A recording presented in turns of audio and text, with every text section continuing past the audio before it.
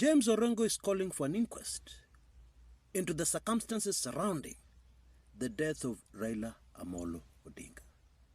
Orengo says he believes it was not a natural death. And Orengo adds the circumstances under which Raila Odinga left Kenya for India. Orengo tells us he has reason to believe he did not leave willingly. It is like he was forced, he was pressured into leaving Kenya for India. And even the place where he went, according to Orengo, is suspicious.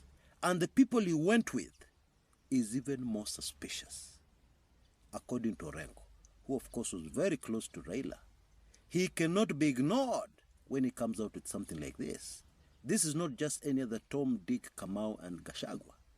No, this is James Orengo, a very close ally of the late Raila Odinga for decades. Now I want us to remember what season we are in. We're in the season of exposure. Things which are supposed to be deep secrets are being exposed every other day. They're being brought into light. Things whispered in darkness, in back rooms, are now being shouted off rooftops. It is the season. And clearly Orengo knows something. But Orengo is in the legal profession, so he cannot tell it to us in detail. It is so-and-so who did this and that is what caused Raila's death. But he's still speaking to us, and we're expected to read between the lines. What he's telling us in clear language is that somebody ended Raila deliberately. Maybe this is a good time to go back into one of my highly sensitive special reports and take it in once again with this explosive new development that seems to confirm the contents of that special report, which gives the motive, the people who did it, why they did it, and why some things went wrong. Now, in case you don't have access to these special reports, don't worry. In a moment, I will tell you exactly how to get hold of it. Very easily. Much more easily than you can imagine. Now, there is something else very important that we should not miss. Orengo, currently, how is he playing his politics? Well, he is part and parcel, in fact, a very key member of the Linda Mwananchi faction within the ODM party, Raila's party. Now, Orengo is not a young man. And many analysts and observers of Kenyan politics have been wondering and asking themselves, what is Orengo doing? Because his age mates are not there in the Linda Mwananchi faction. Many of his age mates, even those who support this faction, are quiet. And so people have been asking, what is Orengo up to? What is Orengo doing with these youngsters? Has he lost it?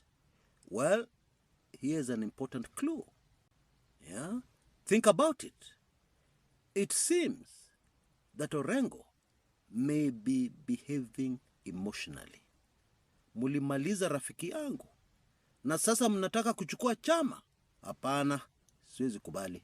Something like that. In other words, and you need to sit down for this one. In other words, the passing on of Raila may be linked to current developments within the ODM party. In other words, what some people are doing within the ODM party is stage 2 of the plan, where stage 1 was to get rid of Raila. I don't know if you're getting me. That is the bombshell.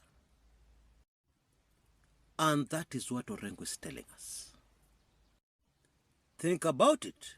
Imagine a situation where you're deeply involved in a case involving inheritance, succession. And then suddenly, the person who is bang in the middle of it, fighting for one of the sides in this succession battle, they can get very brutal.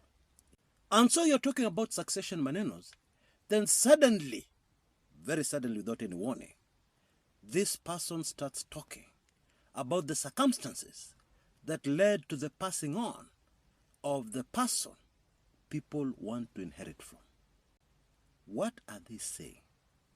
They are linking the passing on of that person to the current battle. The people involved in that battle, some of them are obviously involved in foul play linked to the passing on of the owner of the property people are now fighting over. Okay? That should be clear. Because that is exactly the situation with Orengo. Currently, what has Orengo been talking about in recent days? Linda Mwananchi and nothing else. And then suddenly is pushing for an inquest to investigate the circumstances surrounding the death of Raila. Jijazie. Please. It is very easy. The issue is not whether Orengo will be successful or not in getting an interstate inquest going. No. The issue is the message has been passed. Watu wamepata message.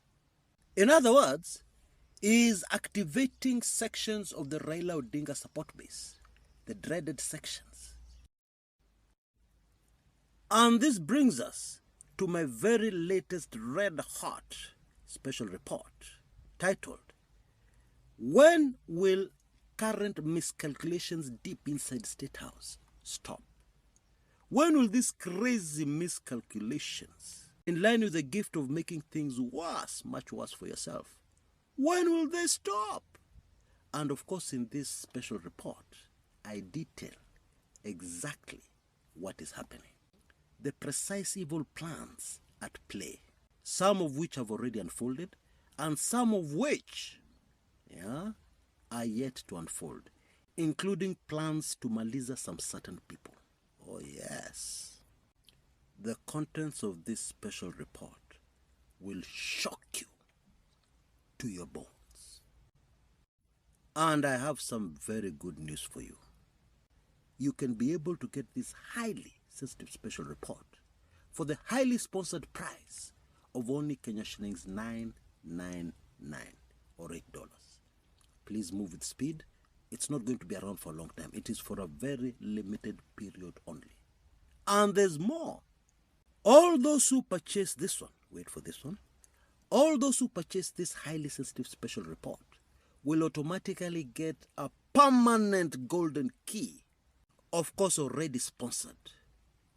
You'll permanently get a Kumekucha golden key, which means going forward, you will never need again to pay for anything. Wow. Please move with speed and take full advantage of this heavily sponsored offer. You can see details on your screens right now. Please move with speed to avoid disappointment.